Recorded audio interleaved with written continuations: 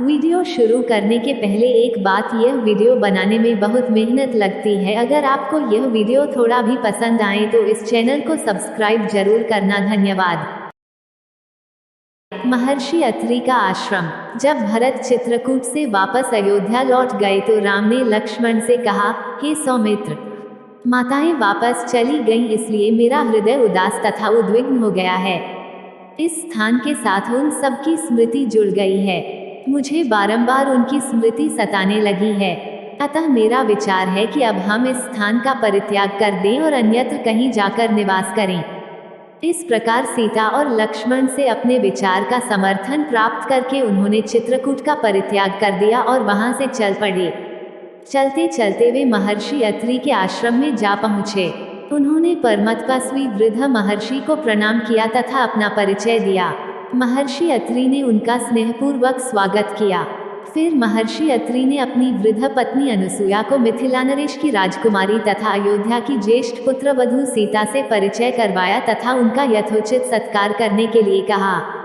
इस पर राम ने भी सीता से कहा, सीते, माता के समान स्नेहमयी अनुसुया देवी के चरण स्पर्श करो। सीता ने अनुसुया के चरण स्पर्श किए और उनसे आशीर्वाद प्राप्त किया। अनुसुया बोली, सीता, तुमने राजप्रासाद के ऐश्वर्य का परित्याग कर अपने पति के साथ वन में, जहाँ पर भांति भांति के कष्टों को झेलना पड़ता है, रहने का जो निश्चय किया है वह तुम्हारा महान त्याग है। मैं तुम्हारे त्याग से अत्यंत प्रसन्न हूँ। तुमने तीनों लोकों में नारी के पतिव्रत धर्म की महिमा को महिमामंडित कर दिया है। हे सुभगे, जो अपने पति के गुण अवगुणों का विचार किए बिना उसे ईश्वर के समान सम्मान देती है और प्रत्येक दुख सुख में उसका अनुसरण करती है, उस स्त्री के चरणों पर स्वर्ग स्वयं न्यौछावर हो जाता है। पति चाहे कितना ही कुरूप, दुष्चरित्र, क्रोधी और निर्धन क्यों न हो, वो पत्नी के लिए सदैव श्रद्धेय है। उसके जैसा कोई दूसरा संबंध नहीं होता। पति की सच्ची सेवा ही स्वर्ग का मार्ग प्रशस्त करती है। जो स्त्री अपने पति में दुर्गुण देखती है, उस पर अपना वर्चस्व स्थापित करने के लिए उसके साथ नित्य कलह करती है तथा उसकी अवमानना और उसकी आज्ञाओं की अवहेलना करती है, उसे इस लोक में अपयश तो मिलता ही है पर मृत्यु के पश्चात नरक को भी जाती है।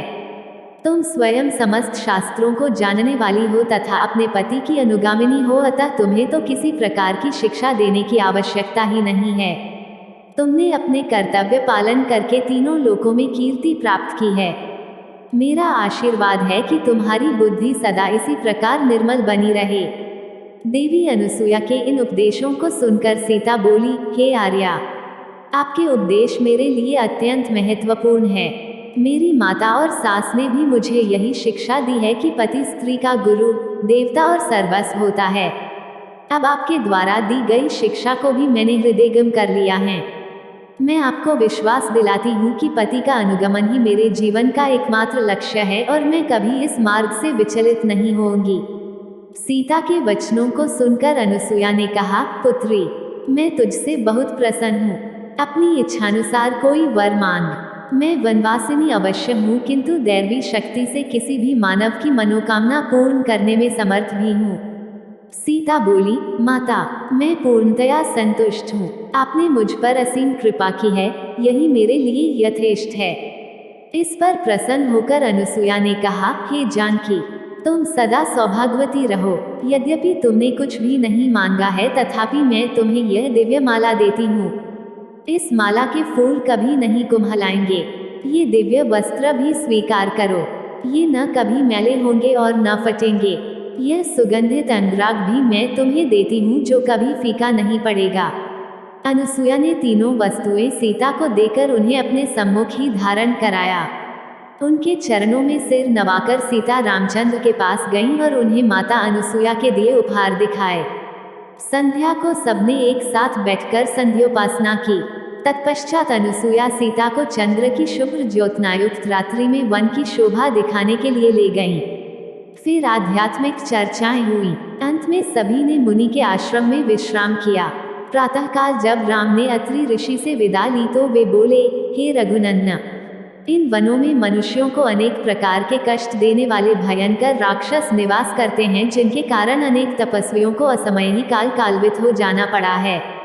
मेरी इच्छा है कि तुम इनका विनाश करके तपस्वियों की रक्षा करो। राम ने महर्षि की आज्ञा को शिरोधार्य किया तथा उपद्रवी राक्षसों को नष्ट करने का वचन दिया।